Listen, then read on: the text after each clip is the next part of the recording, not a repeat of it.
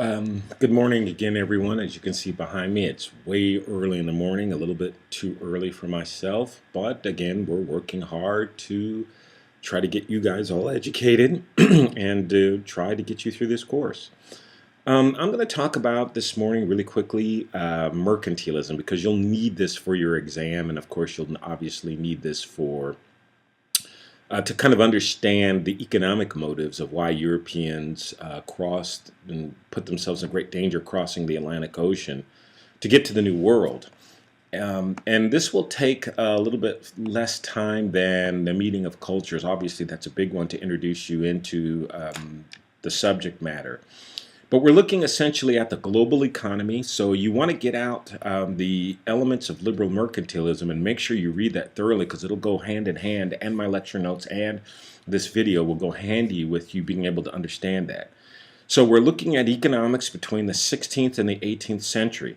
Literally, mercantilism in some ways extends a lot further than the 18th century, but I'm not an economist. I've studied political economy a little bit, and I'm more confident in talking about mercantilism from the 16th to the 18th century rather than into the 19th century, as some others suggest. A more competent historian who does political economy, and that was their major at the university, at the graduate level, would probably be more comfortable doing that than I would.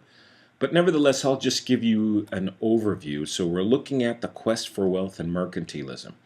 So between these time periods, the 16th through the 18th centuries, most kingdoms in Europe relied heavily on mercantilism. Now, I just want to stop here for just a second, and you notice that I've been using the word kingdom and not nation. There were no such things as nations by then. We don't see nations.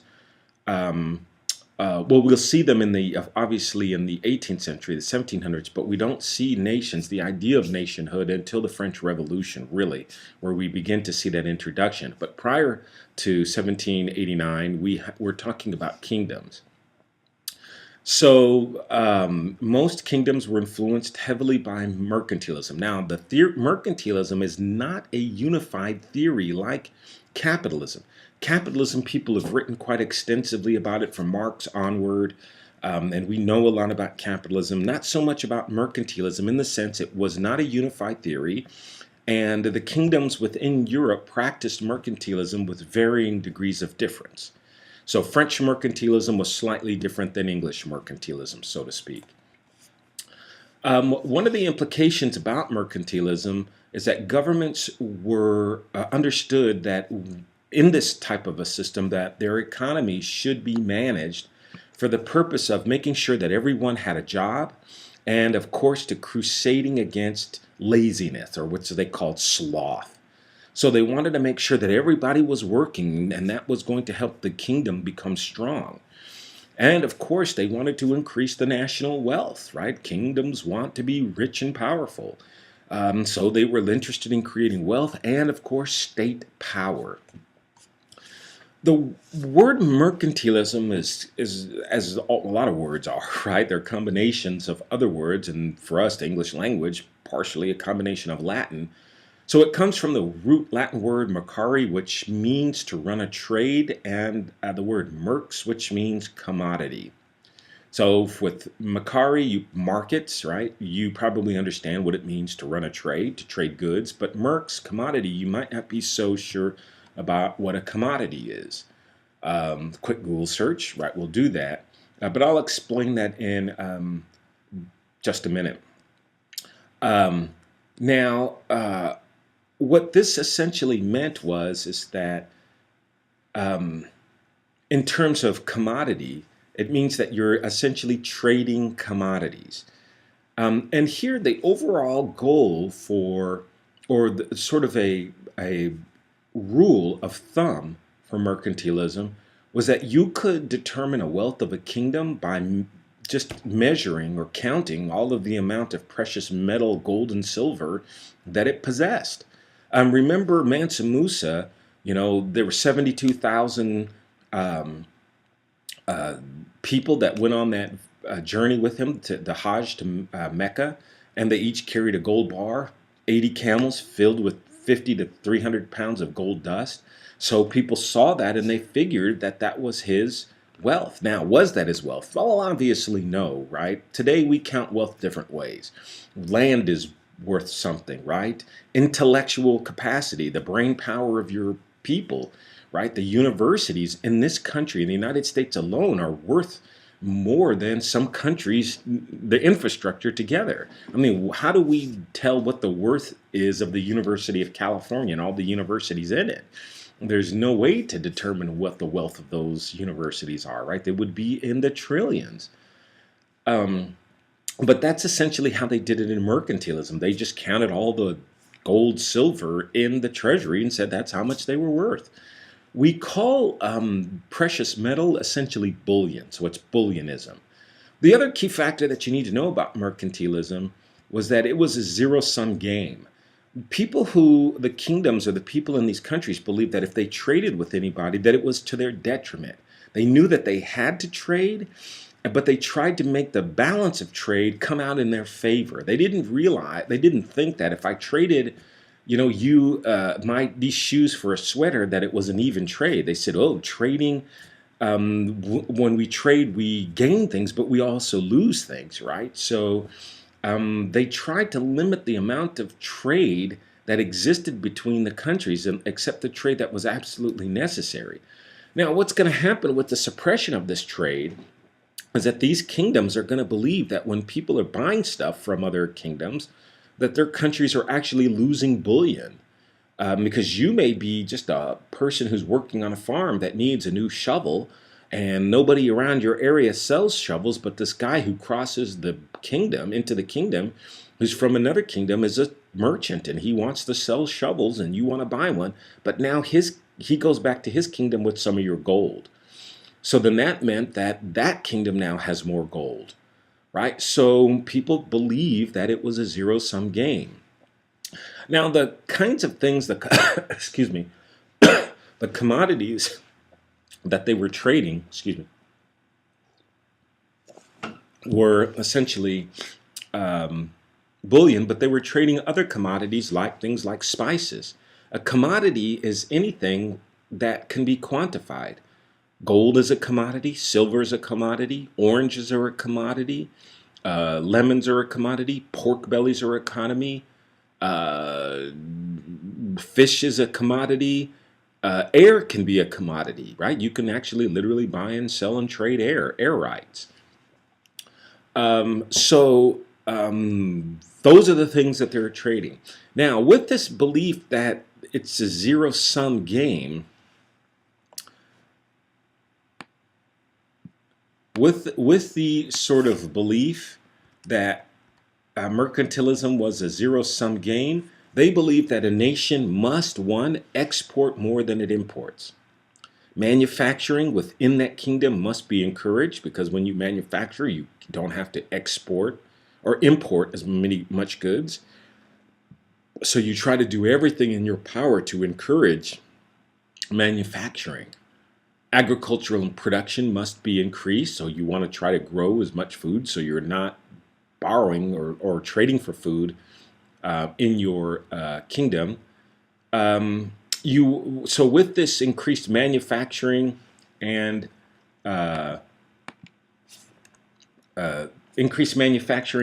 agriculture, what you want to do also is then minimize consumption. While you want people to produce things, what you want them to do also at the same time is to minimize the things that they consumed. So you don't want people to just go out willy-nilly and spend up all the money that they have. What you want to do is try to get people to be as frugal as possible. And the idea is that if you could keep poor people people then would not take their money and go out and spend their money on frivolous things. At least that's what the nobility believed, that all poor people were just essentially low class, and that if you gave them any kind of wealth, they would all spend it all. That's not necessarily true, or you could say that all classes do that, right? I mean, those are just basic stereotypes that the rich had of the poor. So the lower classes were reduced to economic oppression. People are going to discover that none of this stuff is good, that limiting the number of imports, having too much stuff that you're producing, not getting enough people to buy the stuff. There's too much food on the market, so that farmers can't sell anything. So what you're doing is you're literally destroying your economy, because that's not how economies work. But they didn't realize this at the time, but they would later find out. Also, nations need to focus on, as they're going through this and discovering mercantilism, they're beginning to see that since they don't have some of the products within the commodities within their kingdoms, that they needed to go out and get these commodities. If you know that a certain spice, let's say salt, is really highly prized in your kingdom, but you don't produce salt, you need to go out and find salt. You need to trade for it. But when you trade for it, that's reducing the amount of bullion or those commodities that you're trading for in your kingdom. So then that means that you will in fact then your kingdom would be worth less. Wouldn't it be much better to go find colonies that you could then import your own salt? So if you found a colony where salt was in abundant and you brought it in, you'd solve your salt problem. So this is why kingdoms wanted to go out exploring, to be able to find the kinds of commodities and increase the overall wealth in their countries or their kingdoms. So that's essentially why the economic motives were spurring people in Europe to go out and find new territories. One, they believed in the idea of mercantilism, and mercantilism suggested that your kingdom was wealthy if you had lots of bullion in your treasury. You also knew that there were things in your kingdom that you did not have that the people would trade for, so you tried to limit them trading goods with other kingdoms. Now, but you still needed those commodities, so what you did was you went out looking for those commodities and tried to capture territory that might have these goods that you don't have. So you needed to build up sizable armies, sizable navies, and then that in turn meant you spent money, which in turn what you needed to do was go out and find more sources of wealth. So that's essentially why mercantilism is going to be important to exploration. Now, capitalism will replace mercantilism, but as you know, with capitalism, it's not a zero-sum game. You go out and you take your money and you buy a computer, you lose money, but you gain a computer, and you say, wow, I'm using my Mac laptop, and you say that you won. You bought something, the store gets money, which it wants, and you get what you want is a computer, so everybody wins. That is in essence the beauty of capitalism, and that was one of the things that Marx marveled at. The idea that two disparate things could be, money and computers could be traded. How would we come to the point that we could actually say that pieces of paper or gold, it could be worth a computer? Human beings had to invent that connection. Some of the criticisms of mercantilism. One, of course, it emphasized production and not consumption.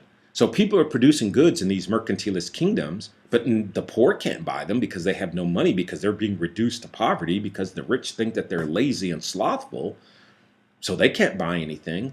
The rich, well, how much can the rich? There's just not enough of them to really buy anything. So all of this stuff is being produced, and there's no markets for it. Protectionism. So these manufacturers are being encouraged to make things, and they make them, and they're not good quality. Well, in a capitalist-oriented society, if Apple were to make really bad Apple products, Macs, iPods, we would stop buying them. The companies would go out of business. But they don't. They make really good products. So under a capitalist, we select those things that are really made well, and those are the companies that thrive. Not so much under mercantilism. Under mercantilism, favored people are giving patents to make things, to go out exploring. These people might not be the brightest people in your kingdom. Maybe some of the brighter people in your kingdom are people who are part of the poor. But these non-bright upper-class people are given patents to make things, and they may not necessarily be the most competent people.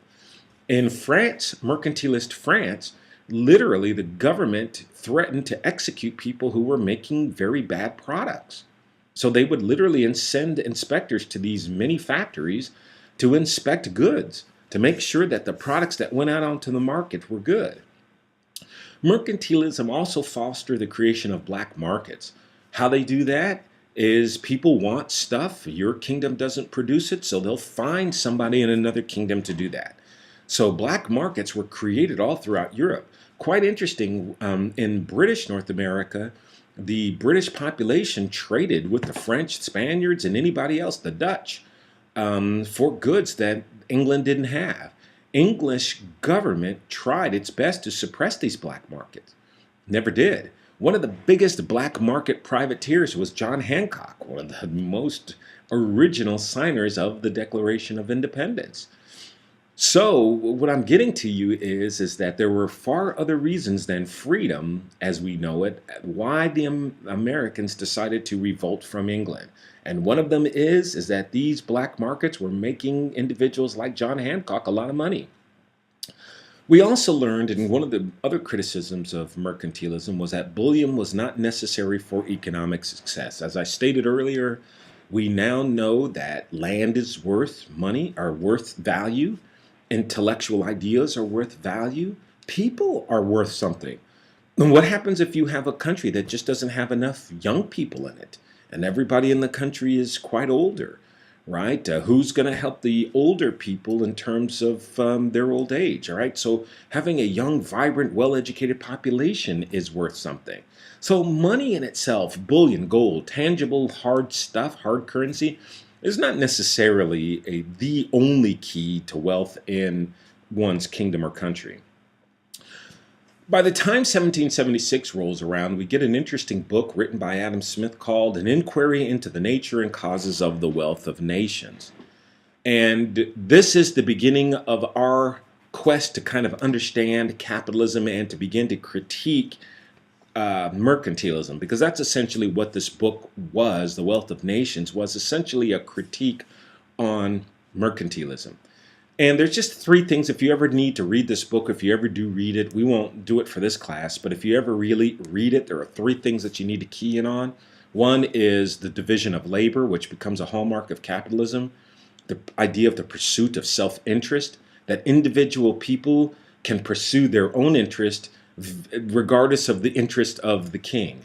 So here in America, I love Rastafarian music, reggae music. I love Rastafarian drums. The kingdom, or our country, may not necessarily value that, but I do. So I am, because I live in this wonderful democracy of America, I am able to pursue my own self-interest. And that's one of the really interesting things about this country and what makes it such a beautiful place to live, and essentially my favorite place to live. And I've lived in lots of different places. And what makes me such a proud American, right, is that in this country you can fairly pretty much discover your own self-interest. And that has a double-edged sword, right? Because the nation might want to move in one direction, and the nation's people might want to move in a totally different one. And we see that with the Vietnam War. Capitalism, as it's ushered in, would be a unified system. Unlike mercantilism, which was not a unified system, capitalism is, meaning that capitalism works essentially the same everywhere. There are varying degrees, right? But essentially, free market capitalism, if you understand capitalism in the United States, you'll be able to understand it in England, be able to understand it in France, etc. It works essentially basically the same way. Also with capitalism, unlike mercantilism, the means of production are mostly in the hands of private individuals for profit, right? So that is the hallmark. But so what you ought to get from mercantilism is that mercantilism, and we'll just sum up here, was a system of economics, not unified, that differed from capitalism, where governments had direct hands-on approach to their economies, unlike capitalism, where it's a laissez-faire system where governments tend to, but not always, let the markets themselves work things out. The quintessential hallmark of capitalism was is that the markets would run by themselves between the agreements between sellers and buyers, and that government would only set the ground rules. We know that doesn't quite work that way here in the United States or any other country, but that's the principal idea, that things would work out between buyer and seller, not so much with mercantilism. Governments were involved heavily in mercantilism. So the quest for bullion, the quest for agricultural production, etc. And so that's going to spur, mercantilism will spur European kingdoms into looking for new markets and looking for other sources of wealth. Okay, so that's going to close up our discussion of mercantilism, and that ought to get you going for this part.